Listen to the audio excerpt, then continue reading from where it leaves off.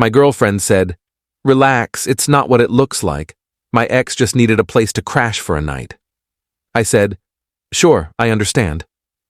The next morning, I quietly moved her things out of my apartment.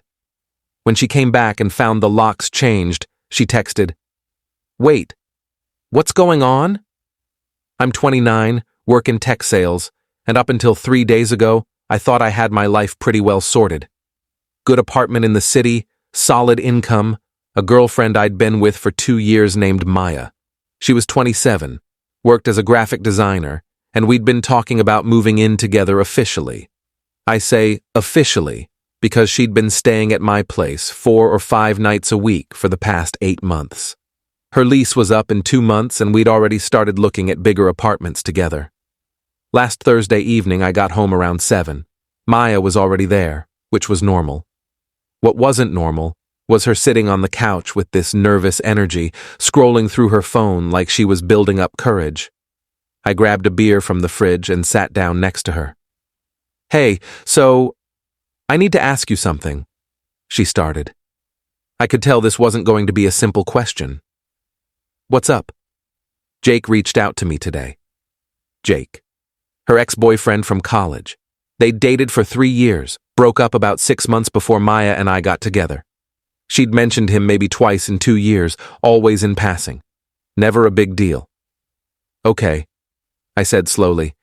"He's going through a really rough time. He got laid off, had to leave his apartment because he couldn't make rent, and he's basically couch surfing until he figures things out. He asked if he could crash here for one night, just tonight. He has a friend in Boston who said he could stay there, but he can't get there until tomorrow."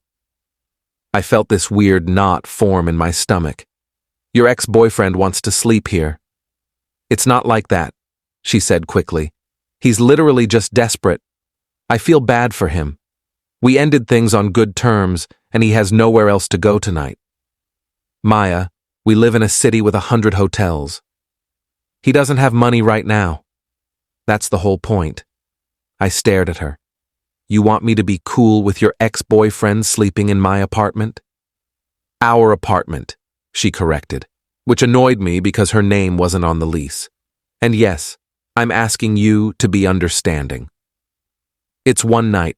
He'll sleep on the couch, be gone by morning. I'm not asking you to become best friends with him. Here's the thing about me. I don't fight. I don't yell.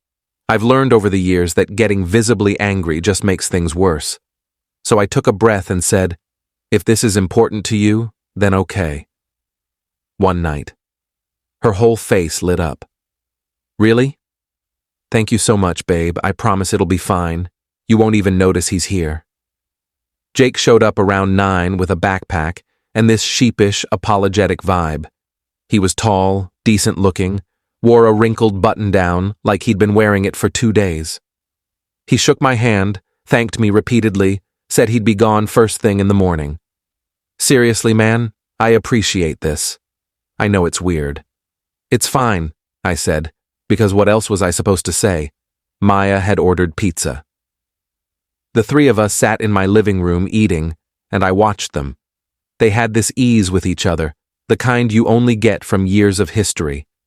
Inside jokes I didn't understand. References to people I'd never met.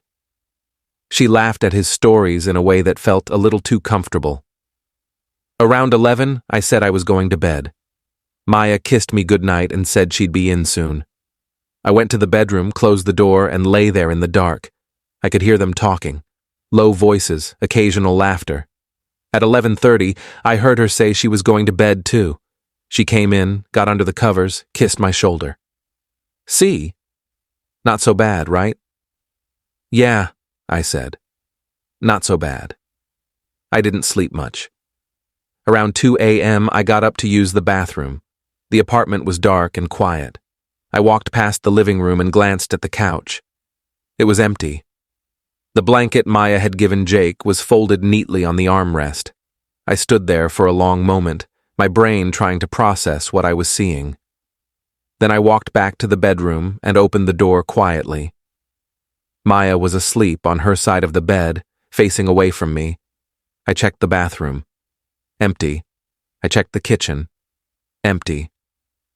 Then I noticed the guest bedroom door was closed. We used it as storage mostly. Boxes of Maya's stuff she hadn't found room for yet. I opened the door slowly. Jake was in there, asleep on the air mattress we kept for actual guests. The door had been closed from the inside. I went back to bed. My mind was racing, but I forced myself to think clearly. Maybe he just wanted more privacy. Maybe the couch was uncomfortable. Maybe there was a reasonable explanation. But then I thought, if there was a reasonable explanation, why didn't Maya mention it? Why didn't she say, "Hey, we're going to set up the air mattress in the guest room instead"? I lay there until my alarm went off at 6. I got up, got dressed, and went to the living room. Jake's backpack was by the couch. I could hear the shower running. A few minutes later, Maya came out in her robe, hair wet. "Morning," she said, smiling. "Want me to make coffee?" "I'm good," I said. Jake came out of the guest room fully dressed at 6:30. "Hey man, thanks again for letting me crash. I'm heading out now." "No problem," I said. Maya walked him to the door. They hugged. She said something I couldn't hear, and he nodded. Then he was gone. She came back to the living room. "See?" That wasn't so bad. He's a good guy. "Yeah," I said. "He seems great." She kissed my cheek and went to get ready for work. I sat on the couch and thought about what I was going to do. I'm not an impulsive person. I don't make big decisions based on feelings, but I also don't ignore my gut. I called my buddy Marcus, who's a locksmith. "Can you change my locks today?" "Yeah, probably." "What's going on?" "Just need it done. Can you come by around noon?" "Sure, man." Then I called my boss and said I was taking a personal day. Maya left for work at 8:30, kissed me goodbye, said she'd see me tonight. The second the door closed, I started moving. I packed everything of hers. Clothes, toiletries, the decorative pillows she'd brought over, the kitchen stuff she'd slowly accumulated. 2 suitcases, 3 boxes. I put it all in the guest bedroom. Then I called my building manager and explained I needed to change the locks for security reasons. He said as long as I paid for it, I could do whatever I wanted. Marcus showed up at noon and had the locks changed in 40 minutes. I tipped him an extra 100 and thanked him. By 1 p.m., it was done. Maya's key no longer worked. I texted her, "Your things are packed. You can pick them up from building security. I'll have them brought down by 6 inches. She called me immediately. I didn't answer. She called 3 more times. I didn't answer. Then the texts started. "What the hell is going on? Are you serious right now? You're going to break up with me over text? At least have the decency to talk to me." I turned my phone off and went to the gym. I needed to clear my head. When I got back 2 hours later, I had 17 missed calls and a dozen texts. I scrolled through them. Lots of anger, some pleading, accusations that I was being childish and cruel. At 5:45, I took her stuff down to the building lobby and left it with security. I told them she'd be coming to pick it up. Then I went back upstairs. She showed up at 6:30. I watched from my window as she tried her key, realized it didn't work, and started pounding on the building door. Security let her in to get her things. I saw her loading boxes into an Uber, looking up at my window like she knew I was watching. My phone buzzed. "We need to talk. You owe me an explanation." I finally responded, "You brought your ex-boyfriend to sleep in my apartment. That's all the explanation you need." "He slept on the couch. You're insane." "He slept in the guest room." I checked at 2 a.m. There was a long pause. Then, "So what?" "The couch was uncomfortable. There's nothing wrong with that." "Then why didn't you tell me that's what you were planning?" Another pause. "I didn't think it mattered." "It matters. You lied by omission. And honestly, I don't care if nothing happened. You prioritized his comfort over my boundaries. That's enough. You're overreacting. Maybe. But it's my apartment, my decision." She didn't respond after that. Update 1. I didn't hear from Maya for 3 days. I figured that was the end of it. Then on Tuesday, I got a call from a number I didn't recognize. I answered. "Hey man, it's Jake. I almost hung up." "What do you want?" "Look, I know this is weird, but I wanted to apologize. Maya told me what happened, and I feel like it's my fault. I shouldn't have asked to stay there. I put her in a bad position." "You think?" I wanted you to know nothing happened. I swear. We just talked about old times. And yeah, I moved to the guest room because the couch was killing my back, but that's it. Maya loves you, man. She's really torn up about this." "Did she ask you to call me?" Silence. "She did, didn't she?" "She's worried about you. She thinks you won't listen to her, so maybe you'd listen to me." I laughed. "Let me get this straight. She sent her ex-boyfriend to convince me to take her back. That's your strategy? I mean, when you say it like that, don't call me again." I hung up. 10 minutes later, Maya texted, "Did you talk to Jake? He was just trying to help. Don't contact me again. We're done. You're being cruel." I blocked her number. Update 2. 3 weeks went by. I was doing fine, honestly. Work was busy, I was going to the gym regularly, hanging out with friends.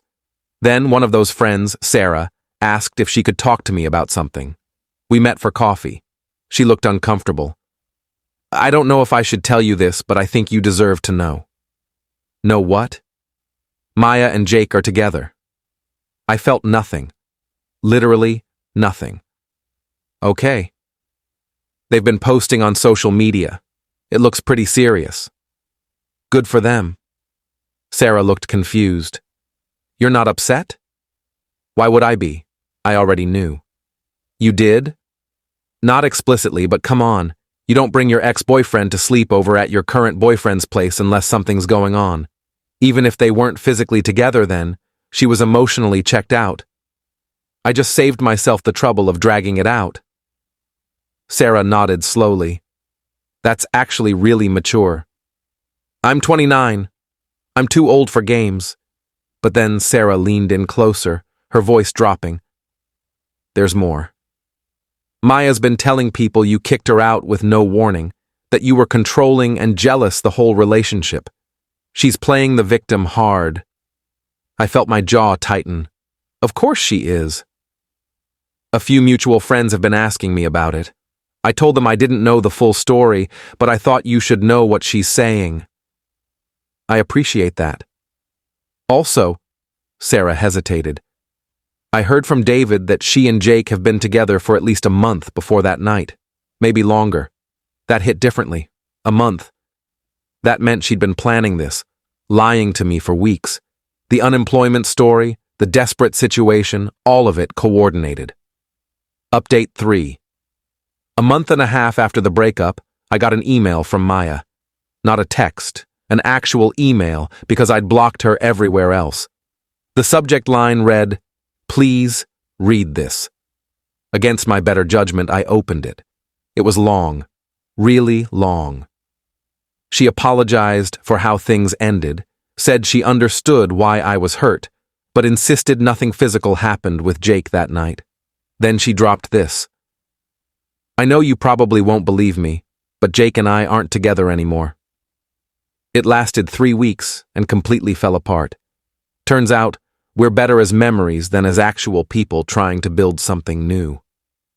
I think I was just confused and emotionally vulnerable after losing you. She went on to say she'd been in therapy, realized she had commitment issues, and that I deserved better than how she treated me. The email ended with, "I'm not asking you to take me back. I just needed you to know that you were right about everything, and I'm sorry I couldn't see it then." I read it twice.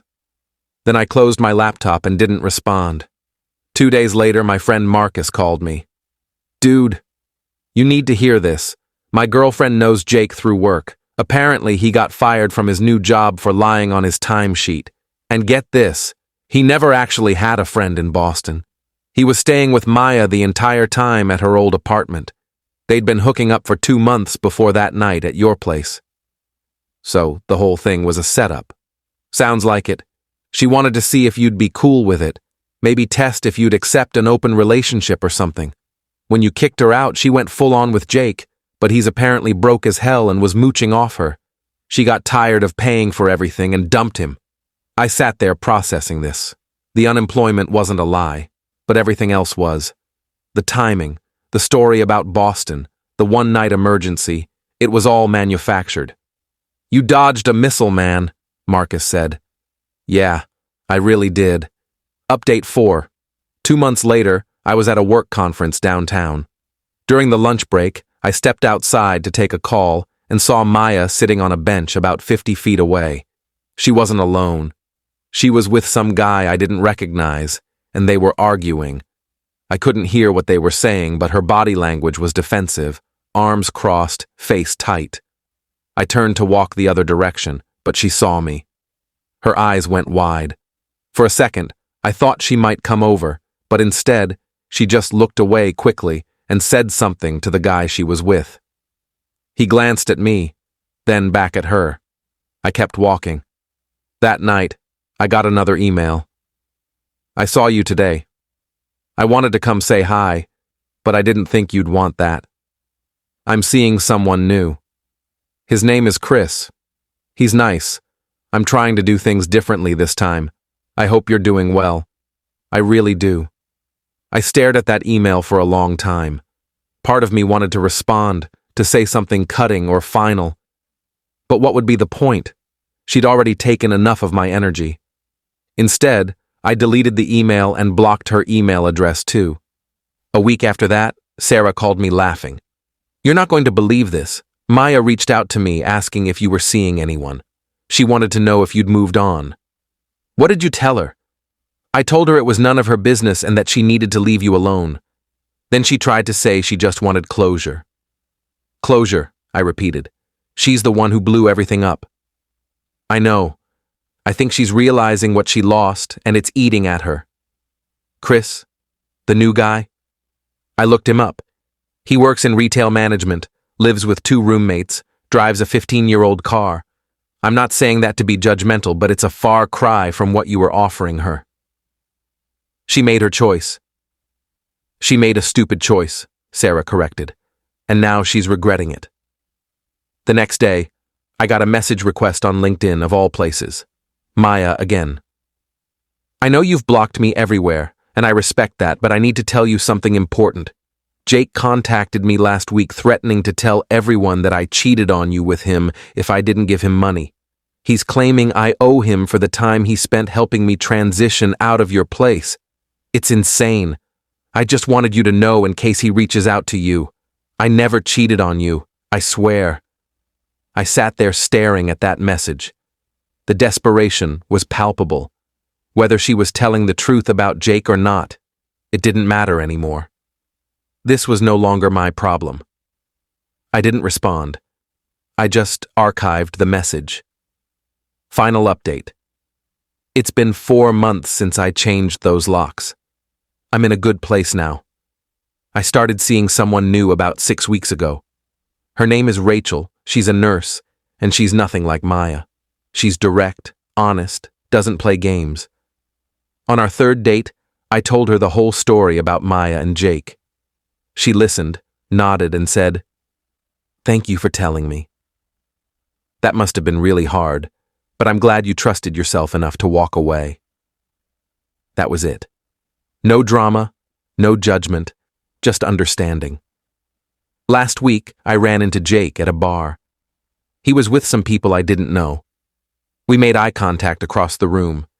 He looked like he wanted to come over, maybe apologize or explain, but I just turned back to my conversation. He left about 20 minutes later. I haven't heard from Maya in 6 weeks. No emails, no messages, nothing. I think she finally got the hint. Or maybe she's just moved on to the next guy and the next set of problems. As for me, I'm good. Better than good, actually. I learned something important from all of this. Trust your gut, set your boundaries, and don't negotiate with people who don't respect you. Maya wanted me to be the kind of guy who'd accept whatever she threw at me as long as she smiled and said it was fine. I'm not that guy. I'm the guy who changes the locks. Edit. A lot of people are asking if I ever found out the real truth about whether Maya and Jake were together before that night. Honestly, I don't know for sure, and at this point it doesn't matter. What I do know is that she brought him into my home and lied about where he was sleeping. That was enough for me. Edit 2. Someone asked if I regret not hearing her out or giving her a second chance. The answer is no. You don't test someone's boundaries and then get upset when they enforce them. She knew what she was doing, and she made a calculated risk. It didn't pay off.